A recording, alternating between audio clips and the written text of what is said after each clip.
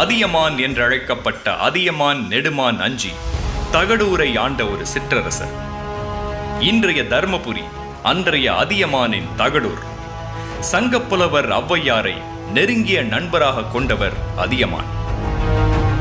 ஒரு நாள் சாகாவரம் தரக்கூடிய மிக அரிய வகை நெல்லிக்கனி ஒன்றை மலைக்காடுகளிலிருந்து அதியமான் பெற்றார். அதை தான் உண்ணுவதை விட ஔவையார் உண்டு நெடுங்காலம் வாழ்ந்தால் அவருடன் சேர்ந்து தமிழும் வாழும் என நினைத்து அந்த நெல்லிக்கனியை ஔவையாருக்கு பரிசளித்தார். இதனால் ஔவைக்கு நெல்லிக்கனி கொடுத்த அதியமான் என்று போற்றப்பட்டார். நிறைய பேர் அதியமானுக்கு ஔவையார் பிடிச்சதுனால அவருக்கு நெல்லிக்கனியை பரிசா கொடுத்தாருன்னு நினைக்கிறாங்க.